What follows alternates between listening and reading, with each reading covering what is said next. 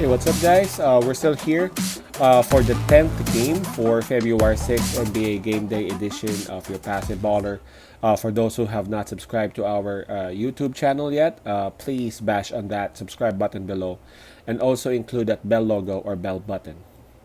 Right, so we would be talking about the game between Memphis Grizzlies and New Orleans Pelicans. This is a Western Conference matchup.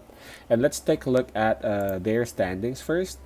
So I'll start with the Memphis Grizzlies. They are the number 9 team of the West with 9 wins and 8 losses. Unfortunately for the Grizzlies, they just suffered back-to-back losses, causing them to drop. I could remember them being at number 6 maybe like 3 nights ago. That's really how things are these days in the NBA. A couple of games, and all of a sudden you drop like 3 spots down. So it's really different. It's really hard, especially in the West. Now, for their opponent, New Orleans Pelicans, they are actually at number 12 in the West with 9 wins and 12 losses. I know it looks bad, and it is bad. I'm talking about the standings, but if we take a look at New Orleans Pelicans, they're starting to figure out themselves. And a matter of fact, they actually won back to back recently, and for the past 10 games, they've won 5. So they've won half of those games. So they're doing well, and hopefully they would do better for the days to come. Okay, let's take a look at the details of this game. This one would be played at New Orleans. So New Orleans would be enjoying the home court advantage. 9 o'clock p.m. Eastern Time, that's 10 a.m. Manila. -1 is given to New Orleans. +1 is given to Memphis Grizzlies. Talk about momentum. New Orleans has it. I guess that's quite obvious. I just mentioned New Orleans is enjoying back-to-back wins, while Memphis is actually suffering from back-to-back losses. So I guess that's clear that momentum is actually being held by New Orleans. So that's already 2 points right there. Home court and momentum. In terms of the fatigue factor, I think both teams didn't play last night. New Orleans actually played. Yeah, I could remember. New Orleans actually played last night. That was against Indiana Pacers, and that's actually where they got their second win. They won by a point.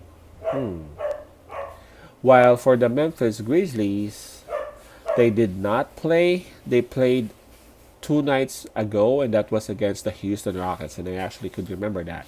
I watched that game. They lost that game against Houston.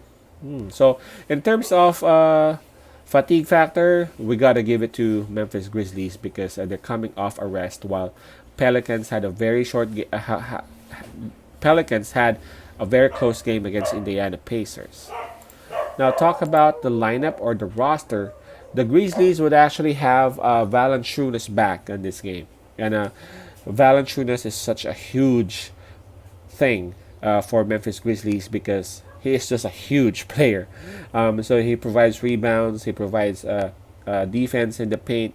He also provides points, obviously, because of his great positioning inside. You just need to drop the ball to him, and he knows what to do with it. But there are still a lot of players who are still out. Tilly is still out. McDermott is still out. Justice Winslow out. Jaren Jackson obviously still out.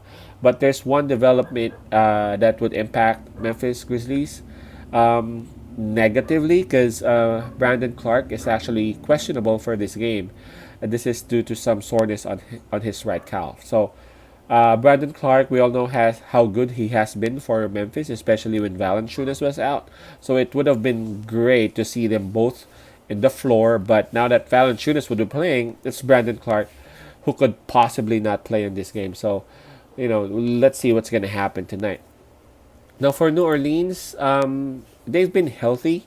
I could remember they're one of those teams who are who's able to take care of their players and their health greatly. There's just this one player, Marshall, who's actually listed as probable for the game. Yeah, but that was for the game against Pacers. I wasn't able to see if he was able to play last night. I apologize for that. But again, regarding the starting five of the Pelicans, they are all there and available. Okay, so what do we have here? It's really hard to tell because again, Valanciunas is there, but I have to admit, I'm not really worried about Valanciunas that much, at least at this point, because number one, Steven Adams is there for Pelicans, and he's a great defender. He could actually take care of Valanciunas. Um, plus, I'm sure Valanciunas is still a bit rusty because it's been a while since the last time that he played. And Zion Williamson, I'm just wondering who Memphis would put in Zion Williamson, especially if Clark would not be playing. I really wonder who would that be. For Memphis Grizzlies, it would be Ja Morant. I guess that's obvious as to who their main weapon would be. I'm looking at Ball, but not really comfortable if it would be Ball who will be trying to take him out because we all know how explosive Ja Morant is. I'm thinking Eric Bledsoe maybe. I think Bledsoe would be a better defender as compared to Ball if we were talking about Ja Morant. Who knows? Let's see. Let's see who's gonna take it. Who's gonna take him rather? But I feel like there would be multiple players who would be facing Ja Morant in this game.